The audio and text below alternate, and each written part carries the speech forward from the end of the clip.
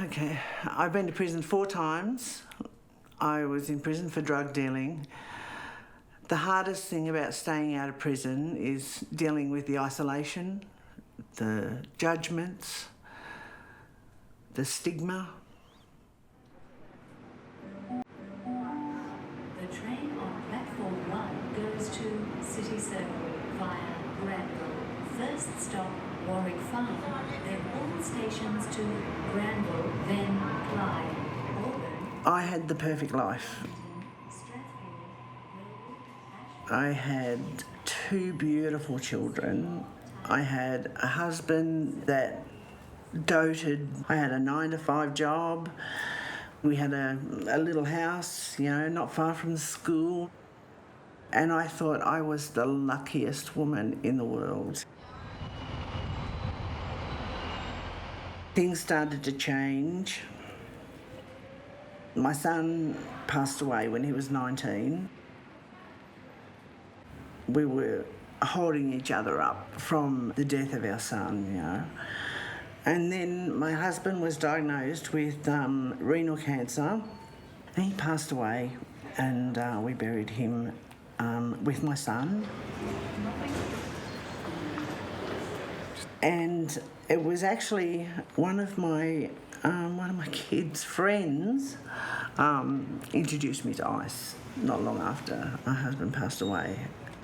Stations to Granville, then Clyde. Inside, I was just falling apart. I was an absolute mess.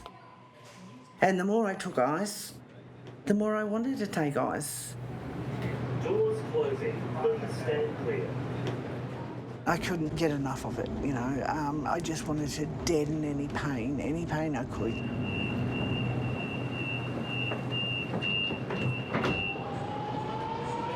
Friends would come over, we'd all throw our money in, and then I'd get it, and then we'd divvy it all up, And in essence, that made me a drug supplier, yeah. I was a drug supplier from that moment onwards, yeah.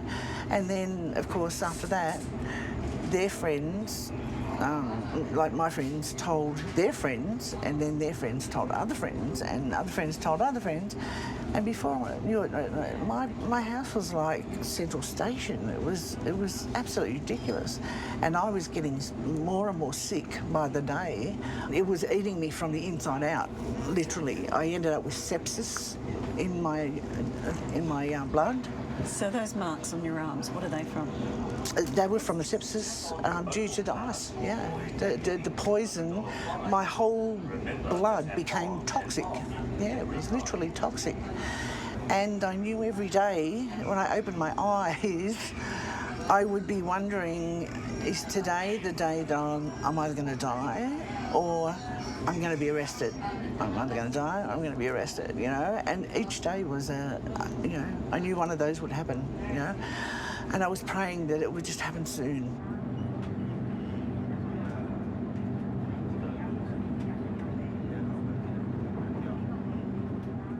When I came out, I had no home, no money, a change of underwear, but that was basically it. Where I'm living now is not safe. I am absolutely desperate. So we're off today to speak to someone in the Uniting Church about a home. Having a home for me, and regardless of where it is, what it looks like, it could be the biggest dump in Sydney, but it would just be, you can make it your home, yeah.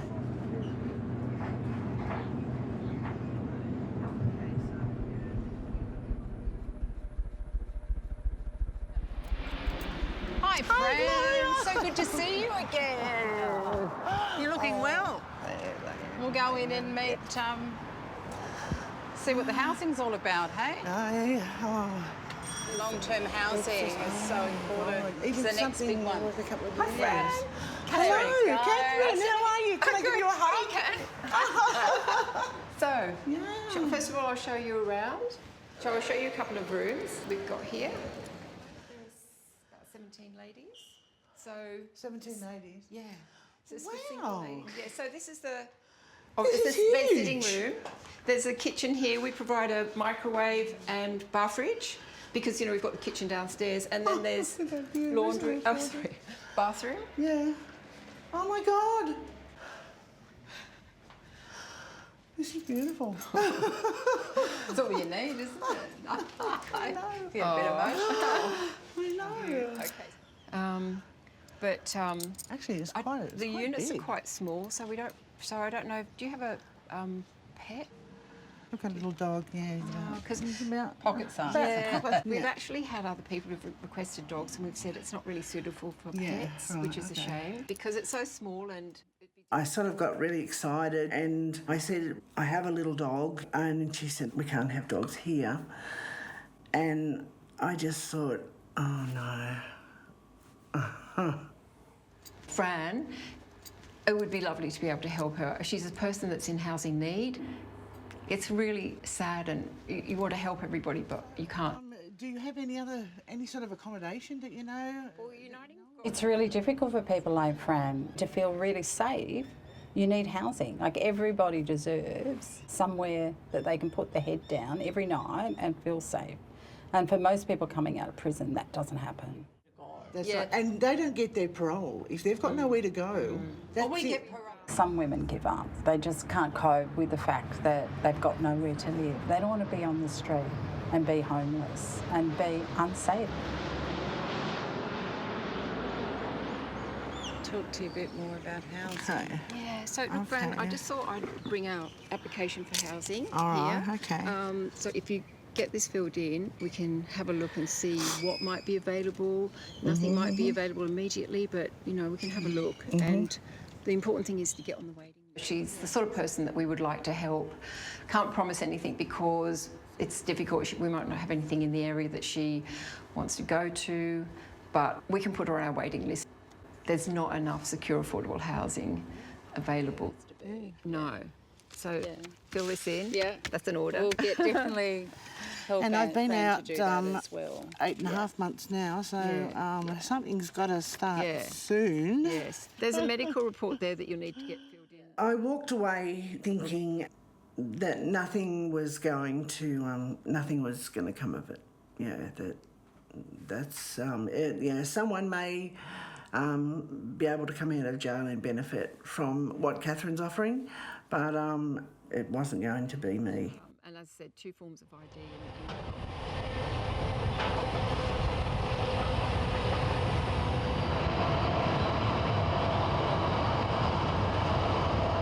Fran's amazing because she survived.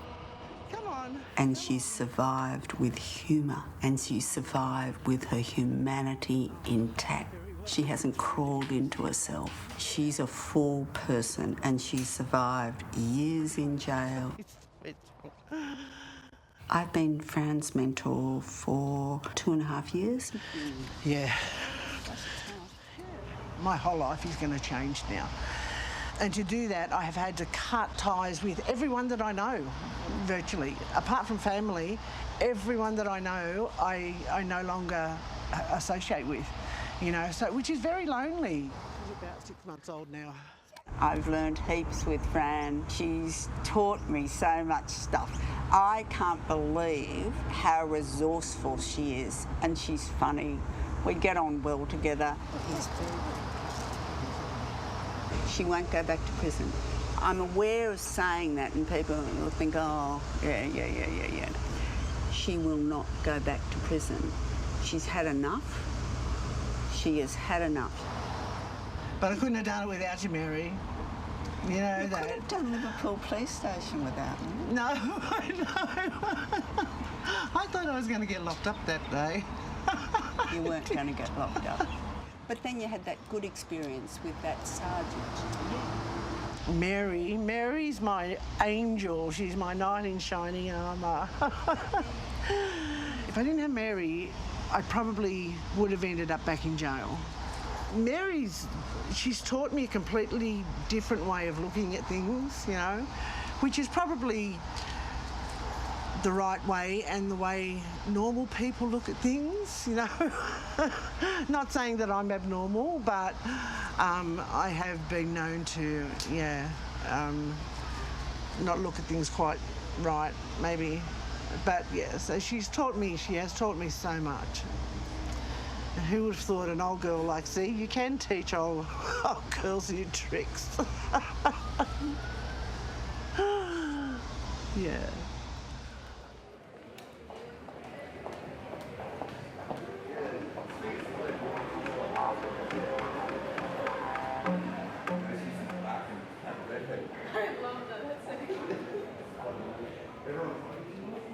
Fran is desperate to get a job because getting a job means that she can live like a human being. She can get some money, she can buy adequate food, she can go out. The odds are really stacked against her. She is almost 60 and getting a job when you're a woman when you're 60 isn't easy. And then having a police record, it gets to the almost impossible stage.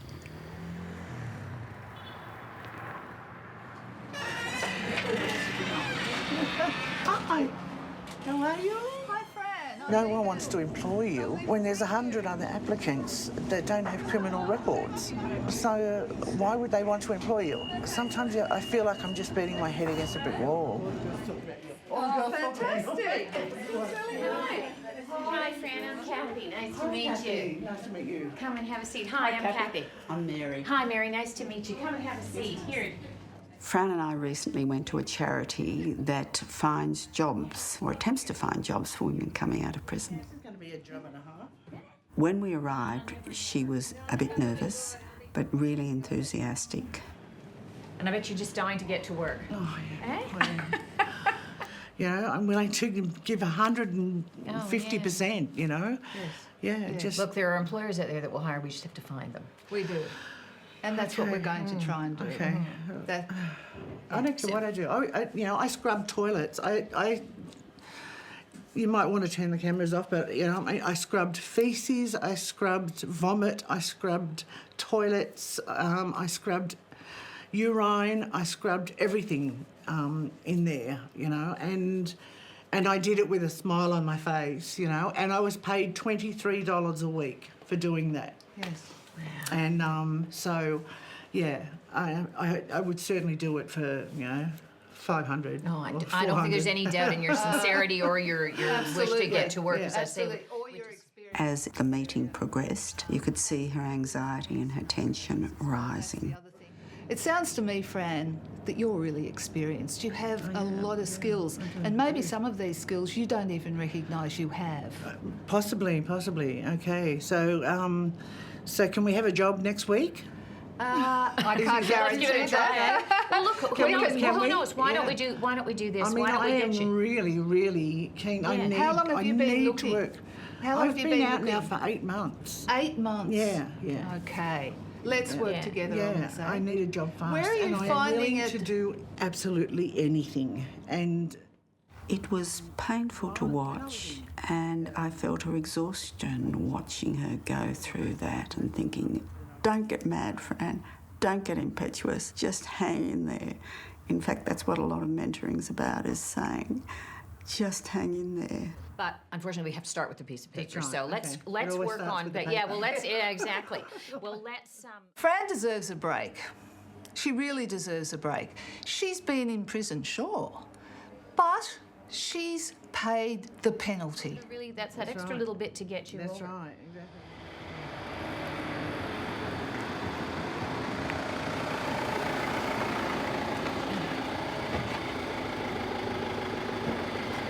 Hi!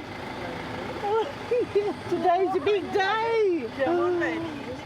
Catherine rang and she had a place that she would like to offer. It would like to know if I was interested in, and my jaw just hit the ground.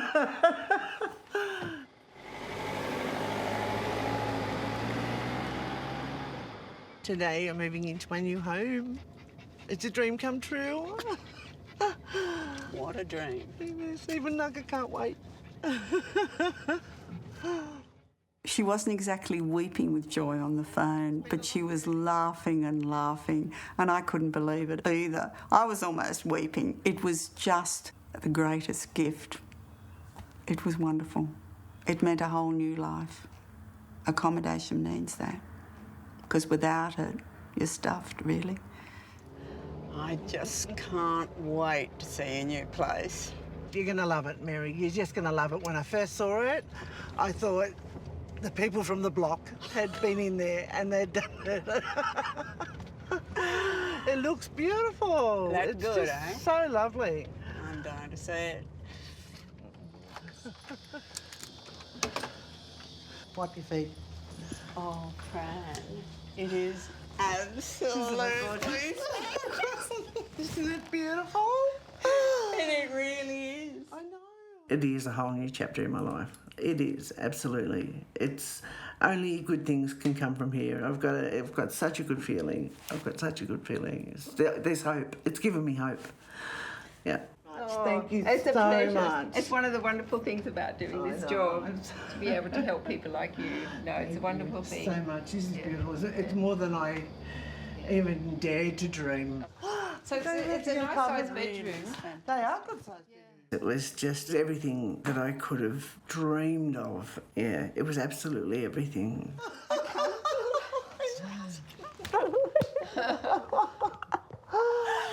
It is fantastic. Oh, isn't that great? Thank you. Oh, Thank you. I don't like to show my emotions, but I just couldn't hold back the tears. It was just, it's been so long since, you know, I felt I belonged.